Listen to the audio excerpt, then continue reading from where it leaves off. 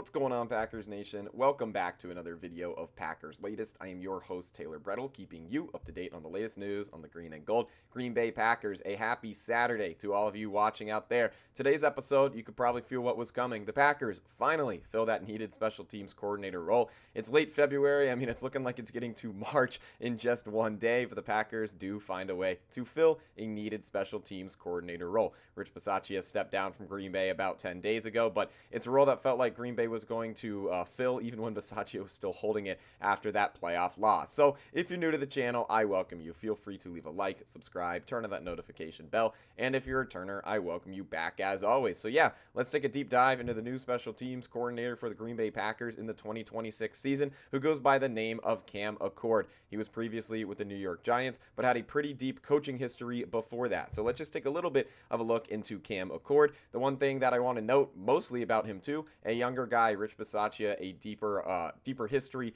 coaching in the NFL and coaching overall, more of a veteran presence in that special teams coordinator role. You look at Achord, just 39 years old, so still on the younger end for some NFL coaches, especially in the special teams coordinator position. So we're going to kind of take a look at his coaching history, see where he came from, see his NFL experience, and see if we think that he will be a good fit for the Green Bay Packers. So his coaching history started out at Southern Miss in 2010 to 2011 when he was a special teams graduate assistant, and then in 2012 with Southern Miss, he was an offensive graduate assistant. Then he moved over to Southwest Mississippi Community College from 2013 to 2016 in the position of special teams coordinator, quarterbacks coach, running backs coach, and tight ends coach. So that man was doing it all. Still staying with Southwest Mississippi Community College in 2017, he was then the offensive coordinator, special teams coordinator, quarterbacks coach, running backs coach, and tight ends coach. So you thought what I just read was a lot of positions. He tacked on the offensive coordinator to that as well. And with all that experience, it got him a break into the NFL. In 2018, he joined the New England Patriots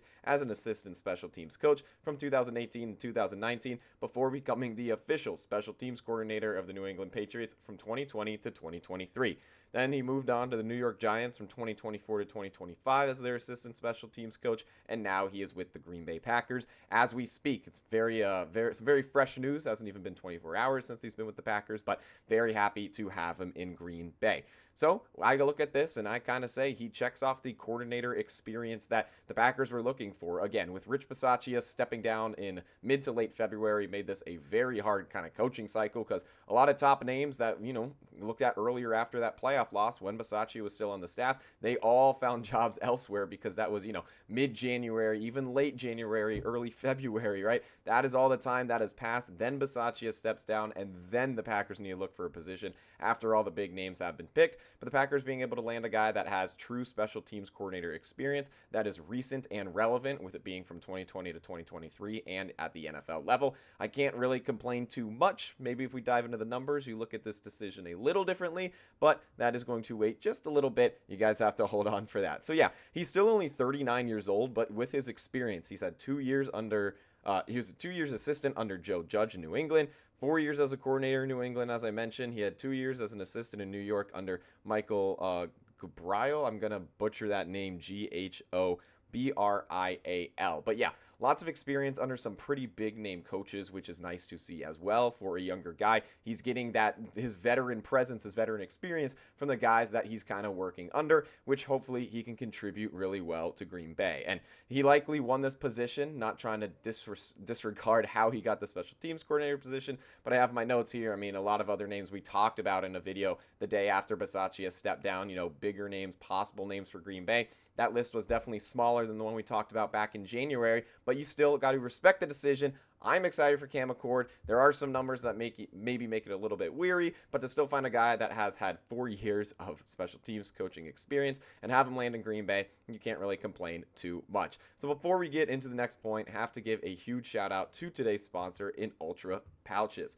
Ultra is the ultimate guilt-free pouch, delivering instant focus and mental clarity without nicotine or caffeine. New customers can use code FANARK to get 15% off at takeultra.com. That's takeultra.com for 15% off with code FANARK.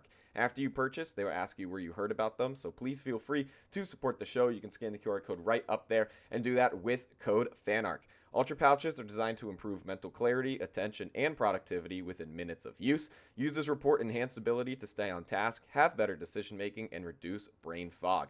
90% of customers saw a significant improvement in their overall focus level. So again, code FANARK, 15% off. You can go at takeultra.com, or you can scan that QR code right up there because I want to make it easy for you guys. So going back into the third point of this episode, I do want to talk about, while he did have those 4 years of experience that I've mentioned multiple times, he had some numbers that slid. 2020, when he first started, was the strongest season he had, and then the numbers kind of slid from there, kind of a reason why he then ended up leaving New England in 2023. So you look at this, 2020 was elite. The Patriots finished first in special teams by Rick Gosselin rankings and in DVOA, which I'm going to read to you what DVOA means, because I'll admit myself, I had to look that up a little bit for it to make sense to me. So special teams DVOA evaluates the performance of the special teams unit, including aspects like kickoffs, punts, and field goals. The metric helps in understanding how well a team performs in specific situations, providing a more comprehensive view of teams' overall effectiveness than traditional statistics. So yes, that is what DVOA is, and that is what the Patriots were in first place for in 2020 when Accord was his first year as special teams coordinator there. But then after that, the trend of being at the top of the world, the top of the league, really took a big hit. The next season, in 2021, the Patriots' DVOA rank dropped all the way down to 18. In 2022, dropped all the way to as low as it could in 32nd. In 2023, did improve from 32nd, but not much, at 28th. You look at PFF special teams grades in those years. In 2021, it was ranked as 6th per PFF. 2022 took that massive hit. PFF held them at 27th. And in 2023, PFF held them at 20th. So yeah, after 2020, downhill from there, a little bump up in 2023,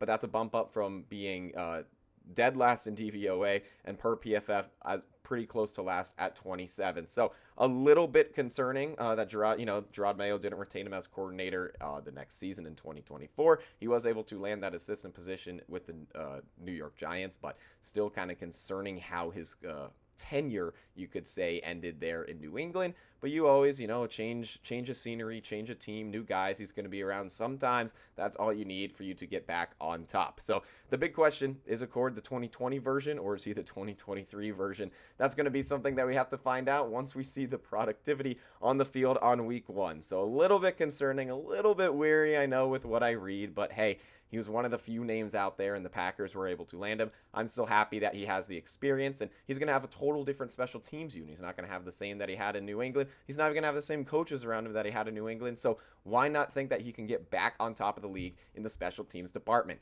That's going to go into our last point of the episode, looking at the positives that he holds, and that surrounds the return game. This is a reason why I do like this hire. This is my key positive, because as you know, the Green Bay Packers, in my opinion, the worst return team in the league. I mean, maybe kick returns are a little bit better, but punt returns were dead last at 5.6 yards per punt return. So in yards per punt return, the Packers truly were last. So I think it's a fair point for me to say that they were the worst in the league.